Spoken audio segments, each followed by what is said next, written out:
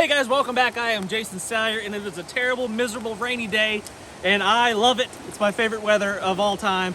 And my little kiddos here and I are going to hike to the top of this mountain up there, and they don't have a poncho because we were unprepared, sort of. But I've got some trash bags here, and we're gonna whip up some impromptu ponchitos for the kiddos. You in? No.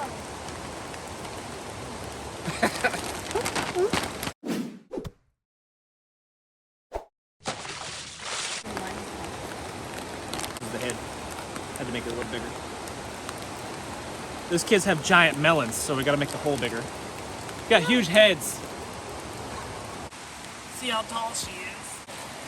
I'll cut it off. Did you see you saw sparks?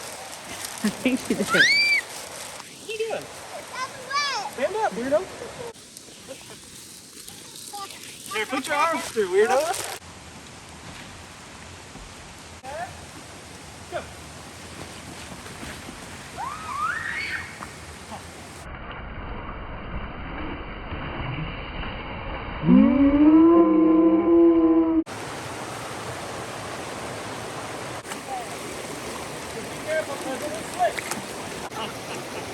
You're supposed to keep it out of the water. Don't drop your boots, I'm coming. Look at you, being tough. It hurts, doesn't it? A big part of being in the outdoors is being resilient and being tough. Crossing a really, really cold river like this in the wintertime, not that it's that cold out right now, maybe, was it in the 50s? But the water is freezing and it is painfully cold to put your feet in it. But having your kids do things like this gives them, I think, just a little bit of mental fortitude, some resilience. And I think that without that, life can be pretty tough. You guys have to get us to the top of that mountain and back to here where we can get back to our car.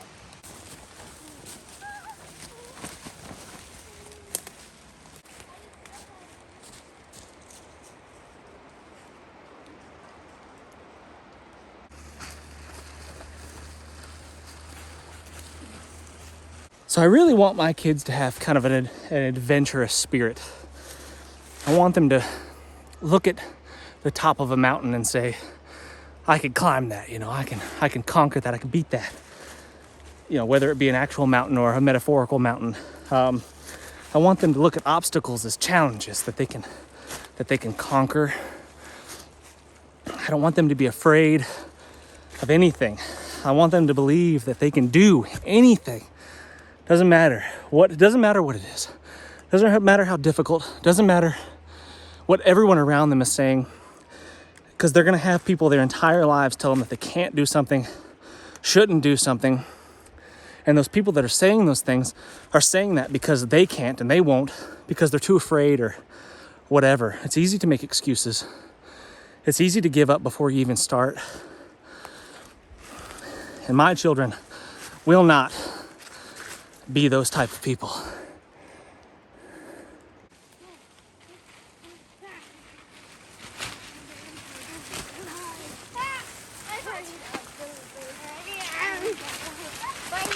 Wait, Billy got one. Wait.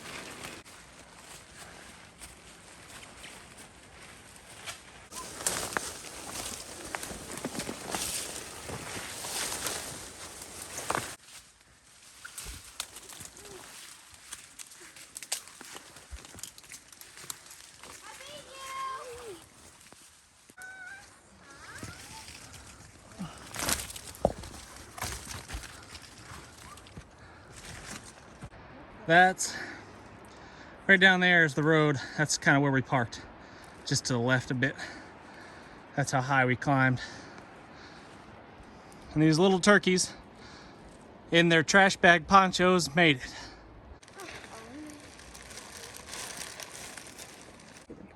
Hi, Sage.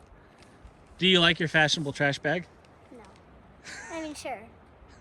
I like how you have dirt all over your face too. And water and eyebrows. I carry concealed in an appendix carry, and an appendix carry is a little bit tricky for mountain climbing. It kind of gets in the way a little bit, unless it's one of those really, really small sub-compact pistols, but the Glock 19 is a little bit big. I would say probably a chest rig might be best. Something like what's the company? Hill People Gear offer a chest rig that might be a better option for this kind of trekking through mountains and such, because that's kind of what they're designed for. But anyway, that's a side note. But anyway, we got to the top of the mountain. The kids did an excellent job. And again, it's just about building some resiliency, setting goals, conquering, you know, difficult situations. And I think that, you know, it's easy for people to make excuses to not go out and do stuff like this, not necessarily climb mountains, but just anything. It's easy to sit at home and do nothing and feel sorry for yourself. But you almost never regret it when you come out and do things like this and you challenge yourself and climb to the top of the mountain. So I'd just like to encourage all of you watching just to get out, explore the space. It doesn't have to be, you know, necessarily an activity just like this one, but just be more active. Do something every single day.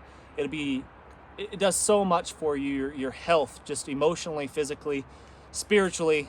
Just makes you a much stronger, healthier individual. Places like this are good for teaching kids skills because they're not too far off the beaten path. We're, you know, 20 minutes from my granny's house, and it took us, you know, maybe an hour to hike up here. So we're not that far from civilization. We're not that far from our car. If something should go wrong, it's, you know, not that big a deal. Safety lies just at the bottom of this hill. But, you know, teaching the kids skills that could potentially, like the life-saving skills, the first aid knowledge, the survival skills, building fires, shelters, and all that kind of stuff is really important, especially when we get a little bit more off the beaten path. If I was here with just the kids and my wife wasn't here with me, something should happen to me, what would they do? Would they know what to do? Would they know how to get themselves out of this situation? And those are the kind of skills that we're going over, and we're trying to teach the kids and instill upon them, because we want them to be able to fend for themselves. Navigate their way out of this. What if I fell off this cliff to my doom and I was not coming back? What would you guys do? Any ideas? You would laugh. Messed up, you little freak. All right, you're a weirdo. Now tell me for real, what would you do? Elijah knows. What would you do? We start a fire. You'd start a fire? Yeah. Right here? With what? No. If I fell off the cliff, the first thing you'd do is start a fire? No, then I'll go down. I would go down there. No, before he fell off, I'd grab his hat.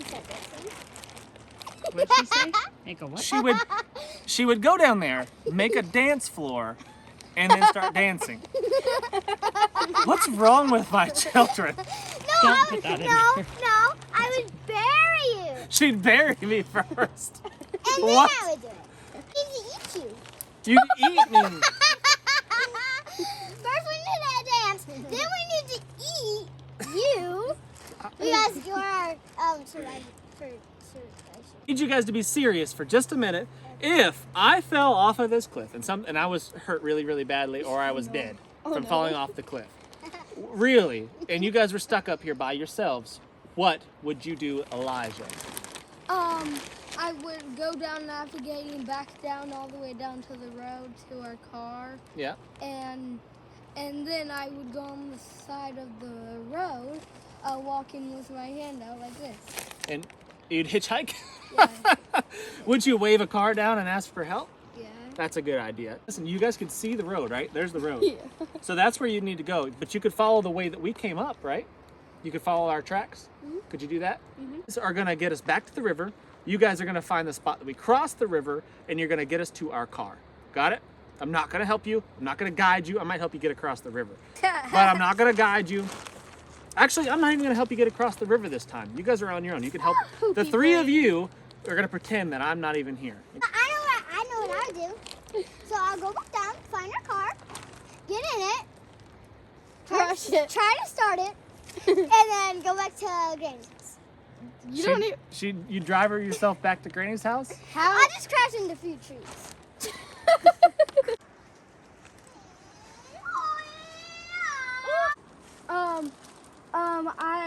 I knew that it was down there because I could hear the water. That's right. You that can hear the we river. went by. Yep. So find our trail. This way. That way! That way! The other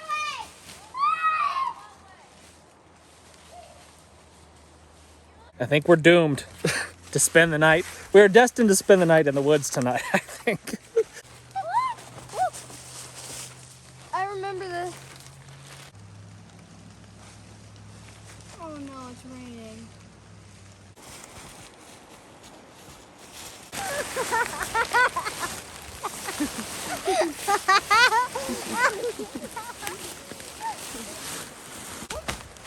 Dad, I brought us the right way. Good job, bud.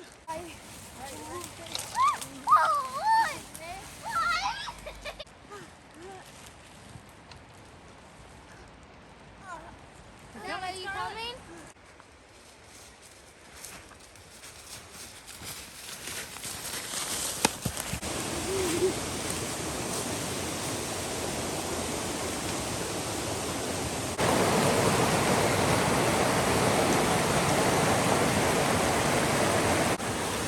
The kids found the car, which is great. They came right out to it pretty much. But it's one of the worst spots to try to cross the river, as you can see. You can't cross right here.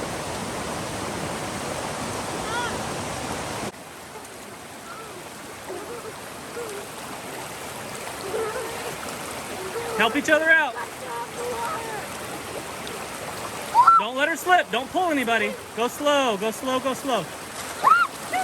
Got her. I mean, it would have been so funny if we don't know.